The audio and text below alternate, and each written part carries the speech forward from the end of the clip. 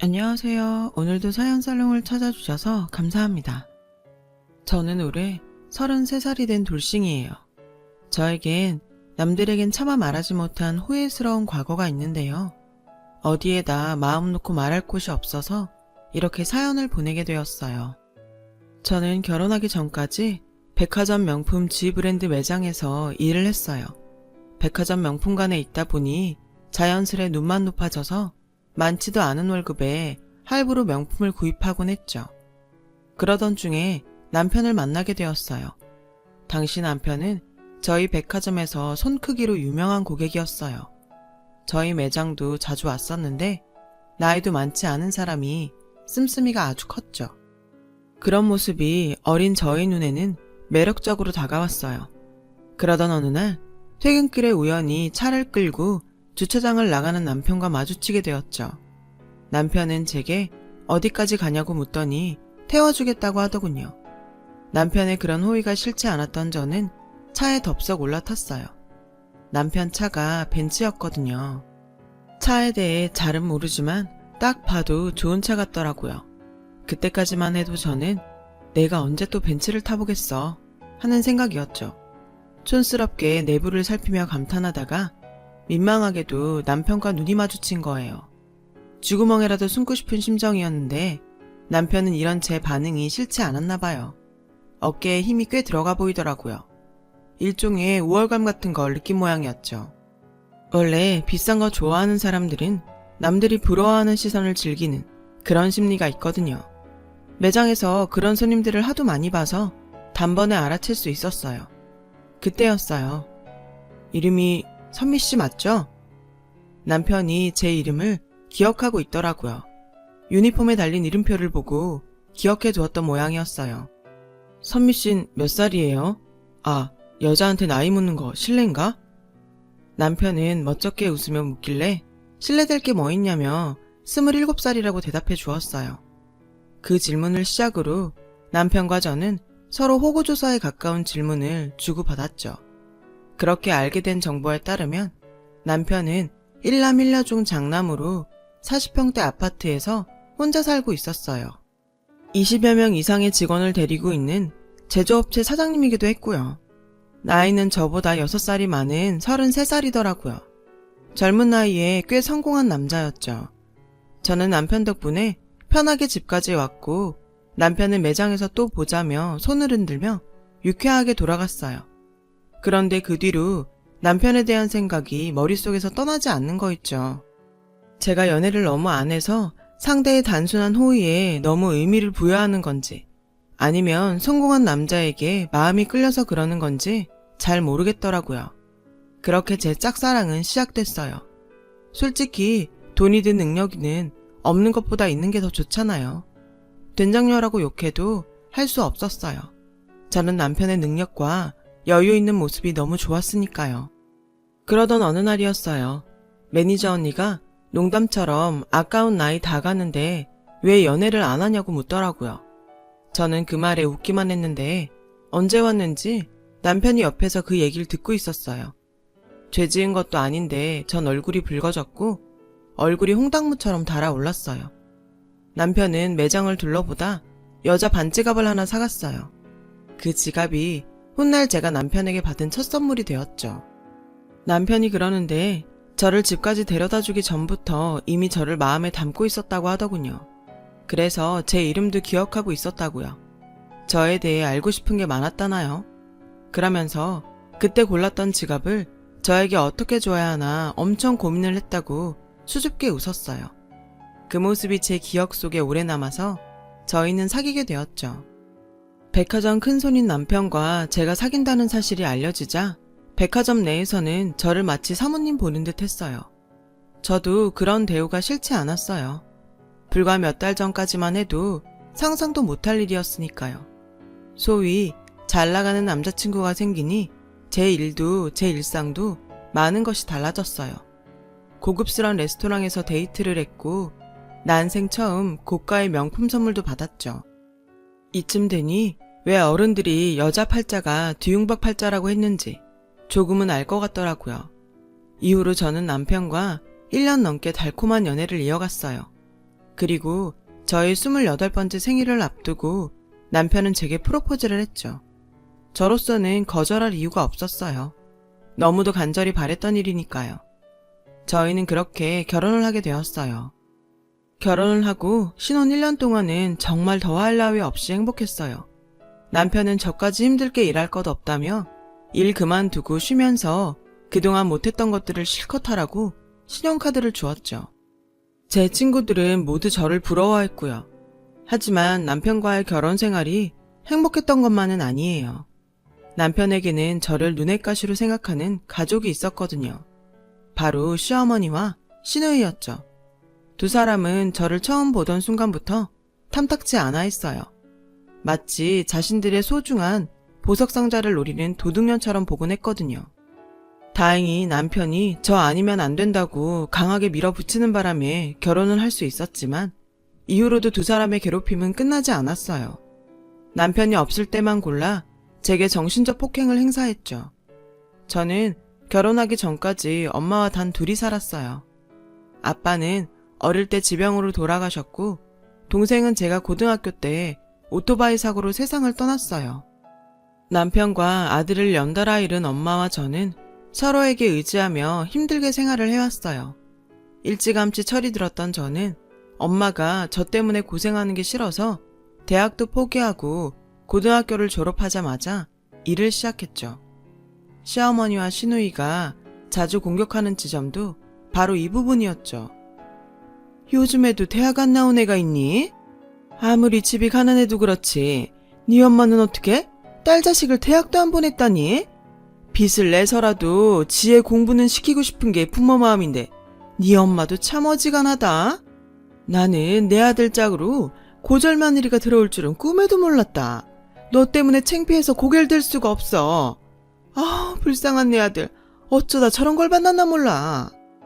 처음 시어머니한테 이런 말을 들었을 때 엄청난 모멸감을 느꼈어요. 지금까지 열심히 살아온 내 인생이 누군가에겐 부끄러운 치부밖에 되지 않는다는 게 너무 억울했어요. 가난한 집안 사정 때문에 자식을 대학에 보낼 수 없었던 저희 엄마 심정은 알지도 못하면서 함부로 떠들다니. 게다가 제가 고졸이라서 남편이 불쌍하다니요. 그게 도대체 무슨 소리래요. 하지만 시어머니의 말도 안 되는 행동은 이게 끝이 아니었어요.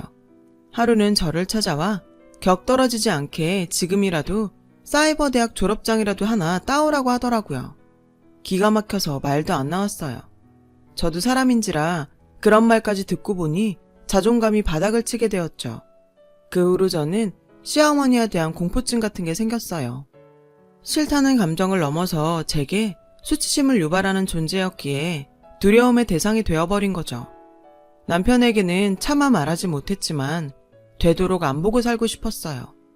하지만 이런 제 발행과 달리 시어머니와 부딪힐 일은 점점 늘어갔어요.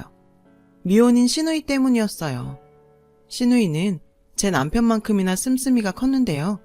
나중에 알고 보니 시누이가 쓰고 다니는 카드가 제 남편 신용카드였더라고요. 저는 남편한테 생활비를 타서 썼기 때문에 남편의 수입이나 재산에 대해서는 아는 게 없었거든요. 직업도 없이 씀씀이만 해푼 시누이가 제 남편 신용카드를 쓰고 있다는 사실도 당연히 몰랐고요.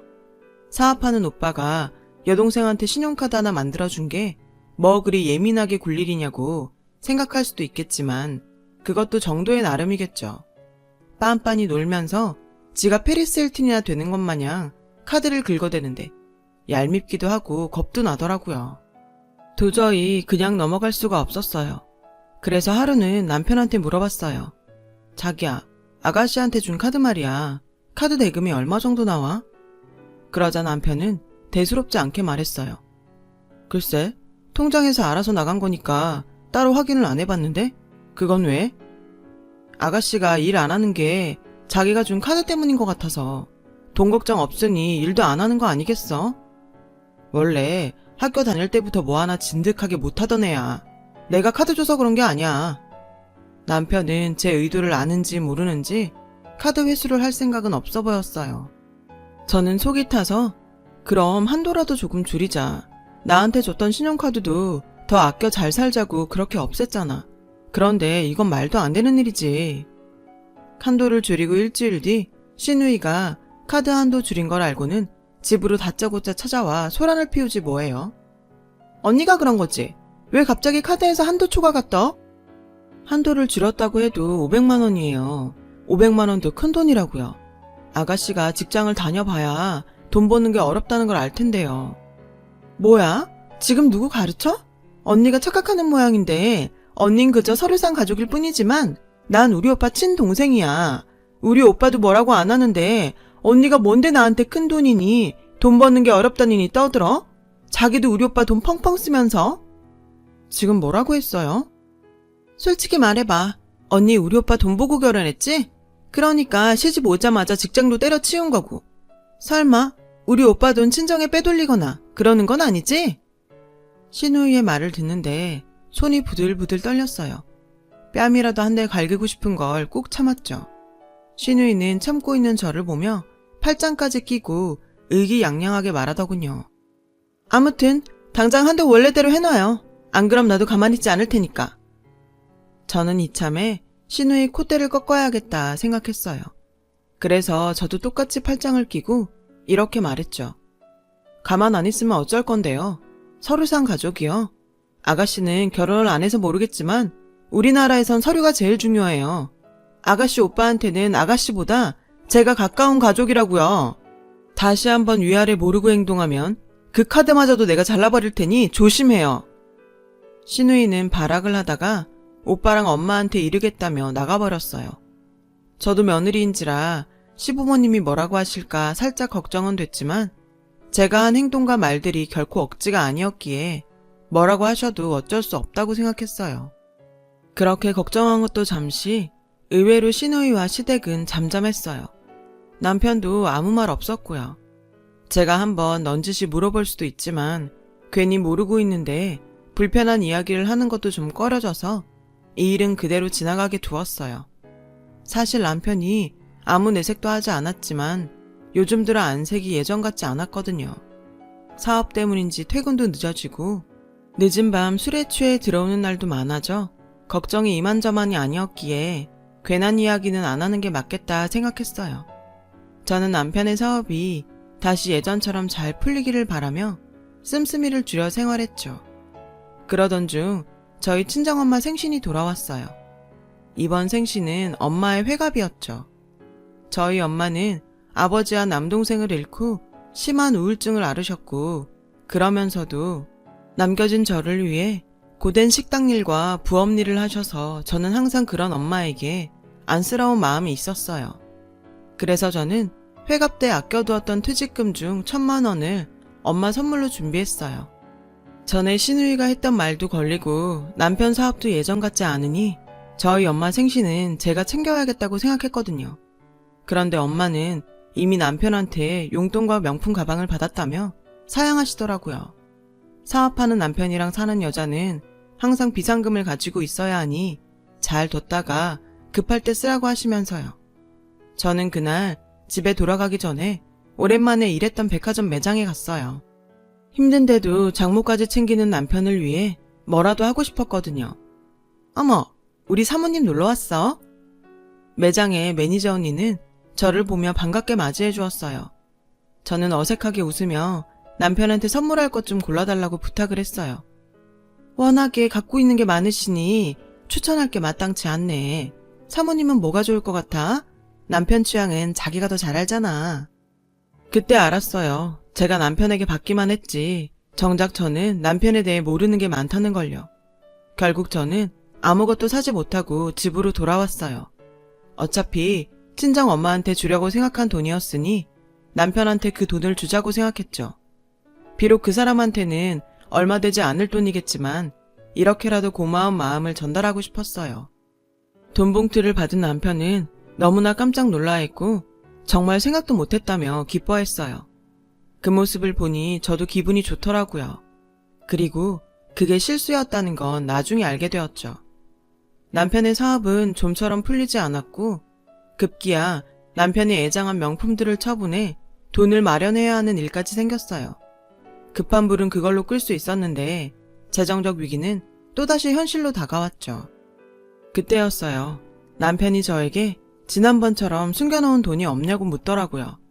제가 그 돈은 엄마 회갑대 주려고 갖고 있던 퇴직금이라고 말하자 이번엔 퇴직금이 그게 전부냐고 물었어요. 아무리 급해도 그렇지 당황스러웠어요. 하지만 급한 불은 꺼야 하니 저는 그렇게 힘들면 집이라도 팔자고 했고 남편은 어쩐지 제 말을 회피하듯 다른 딴짓을 하더라고요.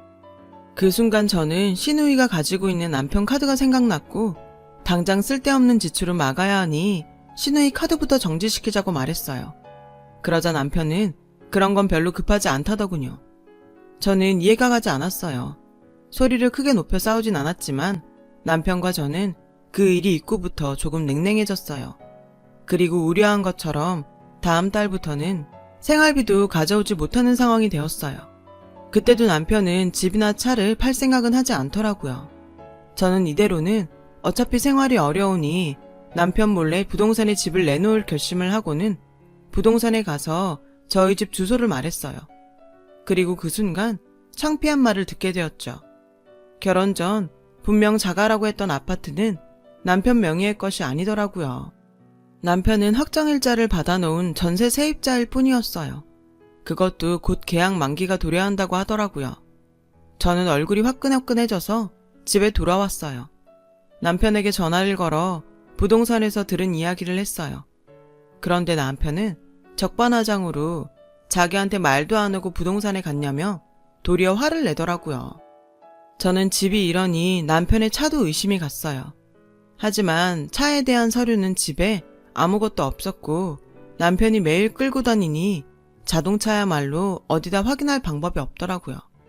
그래서 전 그래, 차까지 남의 거면 정말 껍데기만 있는 거지 하는 심정으로 넘어갔는데 어느 날 집으로 날아온 독촉장으로 인해 차도 장기리스를 받은 거란 사실을 알게 되었어요.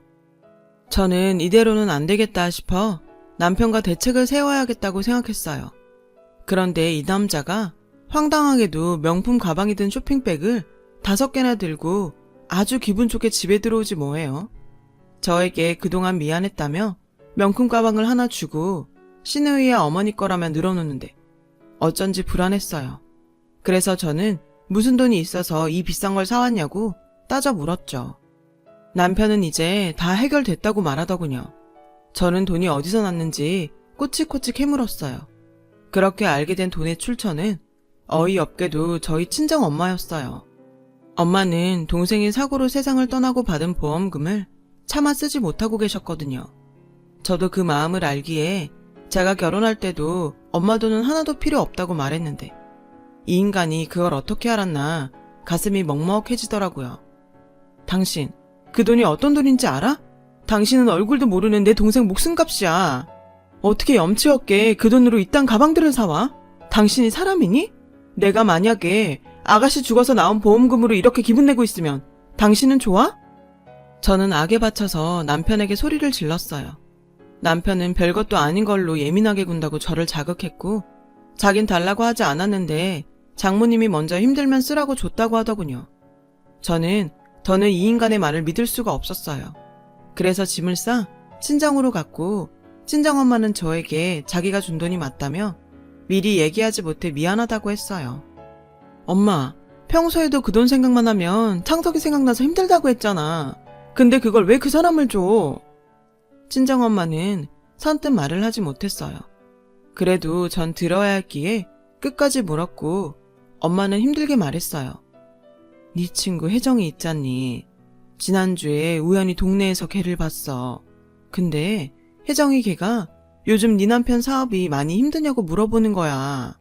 나는 이게 무슨 소린가 해서 아무 말도 못했는데 글쎄 김서방이 혜정이한테 돈을 좀 빌려달라고 했다지 뭐니.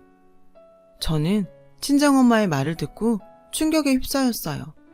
남편이 어떻게 제 친구한테 그런 소리를 할 수 있었을까? 연락처는 어떻게 알았을까? 머릿속이 복잡해졌어요. 내 친구한테 그런 얘기를 듣는데 애미인 내가 어떻게 가만히 있니? 김서방도 그래. 내 체면도 있는데 차라리 나한테 얘기를 하지.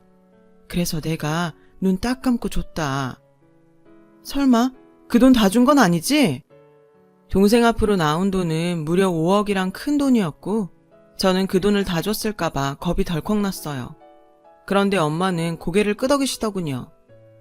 김서방이 갚는다고 하더라.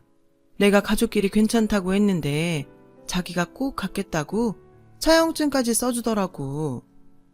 친정엄마는 시리에 빠진 저를 안심시키려 말을 계속 이어갔지만 제 귀엔 아무 소리도 들리지 않았어요. 남편은 분명 그 돈으로 급한 문제를 해결했을 거고 그 돈의 출처가 그러니 저에게 줄 생각으로 자주 가던 백화점에 간 게 분명해 보였어요. 저는 남편이 차용증까지 써줬으니 돈을 떼먹지 못하게 집으로 돌아갔어요. 그 뒤로 저는 남편의 씀씀이를 두 눈을 시퍼렇게 뜨고 감시하기 시작했어요. 시누이의 카드도 정지시켜버렸고요. 물론 시누이는 저에게 전화를 걸어 난리를 쳤지만 저는 앞으로 자기가 쓴 건 자기가 내고 살라고 전화를 끊었어요. 그리고 남편에게 어떻게 제 친구에게 돈 이야기를 했는지 물어봤죠. 어이없게도 이 인간은 제가 잘 때 제 핸드폰을 뒤져서 친구에게 전화를 걸었다고 하더라고요. 저는 정말 이 남자의 끝이 어디까지인지 무섭기까지 했습니다. 그렇게 3개월을 살았어요. 물론 남편과는 계속 사이가 나빴고 남편은 사업에 대해 뭘 아냐며 끼어들지 말라고 화를 냈지만 제가 본 남편의 경제 개념은 그야말로 바닥이었기에 그런 반응도 무시해버렸어요. 남편은 회사 수입을 마치 자기 돈처럼 아주 펑펑 썼어요. 그러다 힘들면 은행이든 캐피탈이든 대출을 끌어다 썼고 카드값은 정말 어마어마했죠.